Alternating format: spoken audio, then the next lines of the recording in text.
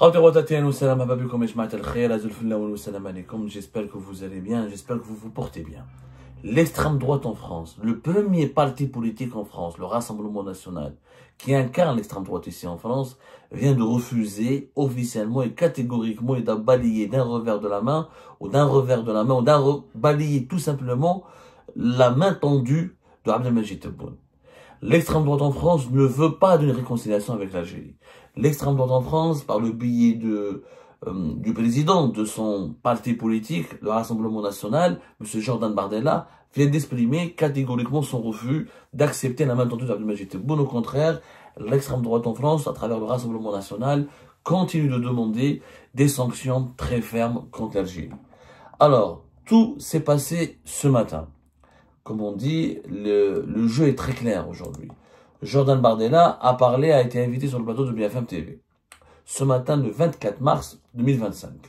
Et le président du Rassemblement national, celui qui a succédé à Marine Le Pen à la tête du Rassemblement national, anciennement le Front national, a demandé une nouvelle politique de fermeté, de brutalité et d'hostilité à l'égard de l'Algérie. Il faut fermer à la fois le robinet de l'immigration et le robinet des subventions avec l'Algérie. Voilà ce qu'il a dit clairement, en résumé, Jordan Bardella. Avant de détailler davantage ses propos, qui sont une réponse extrêmement dure contre le pouvoir algérien et contre l'Algérie. Il faut savoir que le Rassemblement national, ce n'est pas n'importe quoi. Les Algériens et les Algériennes n'arrivent pas à comprendre que l'extrême droite n'est plus ce mouvement minoritaire en France. Pas 1 ou 2 millions de personnes qui les suivent. Non, pas du tout. C'est le premier parti politique de France. Aujourd'hui, elle est aux portes au pouvoir en France.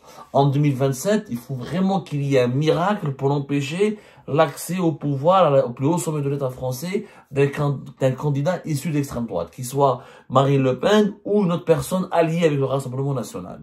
Il faut savoir que lors des dernières élections législatives de l'été 2024, l'extrême droite, ou le Rassemblement national tout seul, il a récolté plus de 9 millions de voix, 9 300 000. Si on comptabilise le Rassemblement national et ses alliés de la droite dure et nationaliste et la droite la plus dure et la plus nationaliste, pas comme la droite classique et historique, eh ben on arrive à plus de 10 600 000 voix. 10 600 000 Français ont voté pour le Rassemblement national et ses alliés. 10 600 000. Aucun autre parti politique n'a fait mieux. Aucun. Aucun.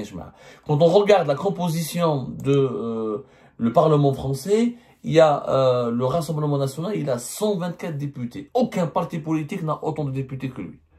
Je dis bien aucun. Ni la majorité, ni les partis politiques qui sont alliés de Emmanuel Macron, ni la gauche, ni la France insoumise 71, les partis socialistes 66. Il y a une véritable... Aujourd'hui, le Rassemblement national est le poids lourd de la vie politique française.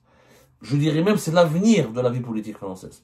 Il faut vraiment un miracle pour que le Rassemblement national ne conquiert pas le pouvoir en 2027. C'est pour ça que ce que dit le Rassemblement national n'est pas uniquement du commentaire ou du chahutage ou de simplement de la critique superficielle, du superflu. Non, ce que dit le Rassemblement national doit être pris en compte. Parce que le Rassemblement national, il a les leviers de pression nécessaires, il a les moyens nécessaires de ses actions politiques, il pèse lourd, il influence tous les processus de décision de l'État français en ce moment. Alors, revenons à Jordan Bardella. Qu'est-ce qu'il a dit exactement sur BFM TV ce matin? Nous avons donné à l'Algérie son indépendance, elle doit maintenant nous donner la nôtre. Nous ne sommes pas sous la tutelle de l'Algérie. En réponse aux propositions et aux commentaires et aux déclarations d'Abdelmadjid Tebboune, le jeune président du Rassemblement national, il a déclaré ceci. Il ne s'agit plus désormais de discuter d'une riposte graduée, mais de prendre des mesures extrêmement fermes. Le Rassemblement national ne veut pas faire comme Rotaillot. Il est pire que Rotaillot. Rotaillot, au moins, il parle d'une riposte graduée. C'est adopter des sanctions contre l'Algérie, contre le régime algérien, mais de façon graduelle, progressive, étape par étape. Le Rassemblement national veut aller droit au but. Et de façon encore plus musclée et plus dure. Il demande d'abroger tout simplement les accords de 1968 qui permettent aux Algériennes et aux Algériens de venir en France, de bénéficier de certaines dispositions du regroupement familial ou de faire quelques changements de statut afin de résider, de travailler et de s'établir en France. Il demande la suspension directe et totale Jordan Bardella, il est pire que Bruno Retailleau. Il ne veut plus de visa pour tous les ressortissants algériens. Il veut stopper les visas. Il veut arrêter la délivrance des visas. Plus aucun visa pour tous les Algériens. Pas uniquement les dirigeants, leurs familles. Il ne fait aucune distinction, le Rassemblement national, entre les dirigeants algériens et les citoyens algériens, tout court. Il veut stopper l'aide publique, l'aide au développement à destination de l'Algérie. Il a même parlé des bourses pour les étudiants algériens. Il demande à ce que la France ne donne plus de bourses pour les étudiants algériens. Il demande que la France ne finance plus aucun projet en Algérie, ni à travers l'Union européenne, ni en direct. Pour le Rassemblement national, l'Algérie multiplie les injures, le président algérien multiplie les injures, pour ne pas dire les parjures, à l'égard de la France, de la République et de ses dirigeants. Donc la position, elle est très simple. Il a donné d'autres exemples. L'Union européenne engage des appels à projets avec l'Algérie, s'agissant de la gestion de l'eau là-bas. Quand on sait que dans nos territoires d'outre-mer, un Français sur 3 n'a pas accès à l'eau potable. Donc il demande de fermer à la fois le robinet de l'immigration et le robinet des subventions. Accessoirement, empêcher les dirigeants algériens de venir se faire soigner en France tant qu'ils refuseront toute coopération. C'est vraiment des positions extrêmement dures qui préfigurent un avenir, qui préfigurent de ce qui risque de se passer d'ici 2027 si le Rassemblement national arrive au pouvoir. Là, le pouvoir algérien se plaint de Retailleau, il se plaint de l'algérophobie de Bruno Retailleau, il n'a encore rien vu quand les Jordan Bardella, Marine Le Pen ou le Rassemblement national va arriver au pouvoir. Ça va être du Retailleau 100 fois pire. Ça va être pire, 100 fois pire que Bruno Retailleau. Ça va être une explosion de conflits, de problèmes, de tensions et de malentendus avec l'Algérie. Pour ne pas dire que c'est quasi rupture. Si en 2027 l'extrême droite arrive au pouvoir, je ne vois pas du tout comment le régime algérien actuel pourrait gérer la situation. La rupture sera inévitable. Si on ne trouve pas des solutions, comment gérer les relations franco-algériennes, comment trouver un nouveau mode d'emploi, comment trouver un nouveau mode de gouvernance qui pourrait permettre aux deux pays de respirer et de sortir de cette relation malsaine et de ces problèmes c'est pratiquement des problèmes de couple, hein. C'est des problèmes où il y a de l'affect, où il y a du sentiment, où il y a de l'émotion, avant même qu'il y ait des intérêts politiques, économiques et sécuritaires. Si on n'arrive pas à assainir les relations avec la France dès maintenant, on est en train de retarder le problème, mais on n'est pas en train de le régler. Et c'est une bombe à retardement. Je vous dis que pour nous, l'Algérie, la France sera une bombe à retardement. En 2027, si le Rassemblement national gagne les élections, il a tous les atouts pour gagner. Ils ont tous les atouts. Comme en Italie, en 2022, il disait que l'extrême droite ne va pas gagner, ben Giorgia Meloni, elle a gagné, elle est au pouvoir. Sauf que l'extrême droite française, c'est pas l'extrême droite italienne. Elle a un problème, elle a un règlement, elle a des comptes à régler avec l'Algérie, elle a des problèmes concrets avec l'Algérie, elle a une feuille de route à appliquer contre l'Algérie, ses intérêts. L'extrême droite ne veut plus de relations avec l'Algérie. Elle veut imposer sa feuille de route, à savoir plus de visa, plus de déplacements de liberté de circulation entre les deux pays, plus d'immigration massive entre les deux pays, plus d'avantages pour les Algériens en France, plus aucun privilège pour les relations franco-algériennes.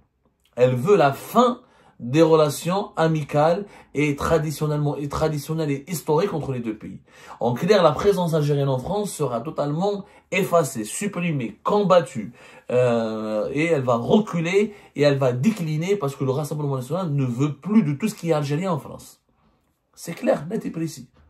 Au moins, et c'est franchement, si on se plaint de Bruno Retailleau, je ne sais pas comment on va faire avec le Rassemblement national. Est-ce que maintenant, qu'est-ce que l'Algérie devrait faire? Deux scénarios. Appuyer une force politique française progressiste et modérée qui pourrait empêcher l'arrivée au pouvoir du Rassemblement national. Quand je dis appuyer, ça ne veut pas dire s'ingérer dans les affaires politiques internes. Ça veut dire soutenir, faire des accords, inviter ces politiques en France, mobiliser l'électorat algérien, sensibiliser l'électorat algérien pour pousser et soutenir et essayer de créer des dynamiques positives et des partenariats positifs avec des forces politiques françaises qui sont progressistes et qui ne sont pas extrémistes et qui peuvent nous permettre d'avoir des relations saines, efficaces et pragmatiques avec la France. Ou de deux, revoir la relation avec la France dès maintenant, la revoir radicalement, renégocier les accords, trouver des mécanismes de gestion des flux humains et des migrations clandestines, de trouver des mécanismes de gouvernance dès maintenant pour répondre aux problèmes qui vont s'amplifier en 2027. L'immigration clandestine va s'aggraver d'ici 2027, c'est inévitable. Elle s'aggrave, elle ne cesse de s'aggraver entre la France et l'Algérie depuis 2021, depuis 2022. Trouver des solutions pour les droits et les devoirs des Algériennes et des Algériens en France. Trouver des solutions sur comment on peut gérer les intérêts communs. Comme il y a 5 millions d'Algériens en France, on est obligé de négocier avec les autorités françaises pour protéger les intérêts de cette communauté et pour savoir comment elle pourrait se positionner, comment elle peut être utilisée comme une passerelle économique, une passerelle politique. Si on ne fait pas une nouvelle politique dès maintenant, on est en train de perdre du temps parce que 2027, c'est demain. Déjà, on est en mars 2025. On ferme les yeux, 2025 va se terminer. Et les manœuvres politiques pour 2027 commencent dès maintenant. En mai 2025, il y aura Bruno Retailleau qui va essayer de prendre la présidence du Parti des Républicains et le Rassemblement National qui pourrait essayer d'ici là de bousculer le gouvernement actuel pour d'ici l'année prochaine, d'ici fin 2025, pour avoir un Premier ministre qui est issu du Rassemblement National. Le Rassemblement National essaye d'avoir un Premier ministre du Rassemblement National avant même d'arriver en 2027, avant même d'arriver au présidentiel. Et d'ici les présidentielles, le Rassemblement National ne cesse d'empocher les points. Parce qu'il y a aujourd'hui un sentiment français d'incompréhension, il y a une angoisse collective en France, il y a un besoin qui est exprimé par la population française, un besoin de sécurité, un besoin de protéger son identité nationale, un besoin de protéger sa culture ancestrale, un besoin de redresser la situation du pays et l'étranger, le communautarisme algérien, le communautarisme musulman en général, mais le communautarisme algérien et l'immigration algérienne est perçue comme un élément de déstabilisation et non pas comme un élément d'enrichissement ou comme un facteur de développement possible pour la France. L'incompréhension, le régime algérien, avec son fonctionnement dictatorial, arbitraire, il utilise toujours l'argument de la mémoire, la question à chaque fois. Et plus on enferme les relations franco-algériennes dans les questions de la mémoire ou dans les agendas liés aux questions de l'histoire et de la mémoire et de la décolonisation, plus l'extrême droite est en train de se renforcer. Parce que les Françaises et les Français ont l'impression que du côté algérien, on veut culpabiliser en permanence la France pour arracher des compromis, pour arracher des concessions qui permettront aux Algériens et aux Algériens d'avoir des droits supplémentaires et des privilèges importants sur le territoire français. Aujourd'hui, l'histoire et la décolonisation, ce n'est plus une priorité pour les Français et les Français. Leur priorité, c'est de conserver leur rythme de vie, leur qualité de vie, leurs avantages sociaux, leurs intérêts économiques, leur salaire, leur bien-être. Et le Rassemblement National n'est pas du tout dans une optique d'apaisement des tensions autour de la mémoire et de la colonisation. Donc, on a un gros problème. On a un gros problème qui s'appelle l'extrême droite en France. Comment le gérer? Il faut lui trouver des solutions. La méthode actuelle, faire partir c'est pas Bruno Retailleau en réalité, Bruno Retailleau n'est qu'un problème récent pour l'Algérie. Il pourrait ne plus être un problème d'ici demain. S'il quitte le gouvernement, s'il échoue à gagner la présidence des Républicains, voilà, il fera partie du passé. Mais l'avenir, c'est le Rassemblement National. Et ses alliés, c'est ça l'avenir. Comment on va les gérer quand ils vont arriver au pouvoir en 2027? Comment on risque de les gérer si le gouvernement de François Bayrou tombe d'ici la fin d'année 2025 et que le Rassemblement National impose un Premier ministre issu de ses rangs? Donc il y a une conjoncture extrêmement brûlante pour les intérêts de l'Algérie. Et la France, encore une fois, c'est une question de politique interne. Comme l'Algérie est une question de politique extérieure et interne et d'affaires internes pour la France, c'est la même chose pour l'Algérie. La France n'est pas uniquement une question de politique extérieure. C'est aussi une question de politique intérieure. Parce que nous avons des millions d'Algériens qui vivent en France. Les flux financiers de ces Algériens, leur travail, leurs activités économiques et politiques et associatives, leur présence démographique est un atout important pour les intérêts de l'Algérie. L'Algérie ne peut pas fermer les yeux sur ce qui se passe en France. Il y a des liens humains importants. Quand on a 5 millions de nos compatriotes qui sont sur le sol français, voilà, on ne peut pas fermer les yeux. Et cette communauté ne cesse de grandir. Les Algériens de France font des enfants, font de petits-enfants, et s'intègrent, ils sont naturels, de plus en plus naturalisés, ils ont des titres de séjour de 10 ans, et qui sont renouvelés régulièrement, donc ils sont très enracinés en France, bien présents en France. Donc aujourd'hui, face à l'extrême droite, il faut absolument changer de logiciel, il faut changer de mode de gouvernance, il faut sécuriser dès maintenant les besoins et les intérêts de l'Algérie, en négociant des nouveaux accords. Il faut trouver des solutions définitives à l'immigration clandestine, au flux financier entre les deux pays, au déplacement, à la libre de circulation entre les deux pays. Il faut trouver des accords et des mécanismes de gouvernance qui sécurisent dès maintenant les besoins et les intérêts des Algériens et des Algériens. Comme ça, c'est par malheur, on a l'extrême droite au pouvoir en 2027, on saura comment négocier, on saura comment défendre nos intérêts, puisqu'on les aura sécurisés par des accords, ou par des pratiques qui seront gagnantes à la fois, qui assureront un partenariat gagnant pour la France et pour l'Algérie à la fois. Mais il faut, dès maintenant, se positionner. Continuer à faire des bras de fer avec Bruno Retailleau, alors que c'est pas lui la menace première. Honnêtement, même si Bruno Retailleau peut gagner la tête, peut gagner la présidence des Républicains, est-ce qu'il pourra lui-même empêcher l'arrivée au pouvoir du Rassemblement national? Franchement, personne ne croit à ce scénario pour le moment en France.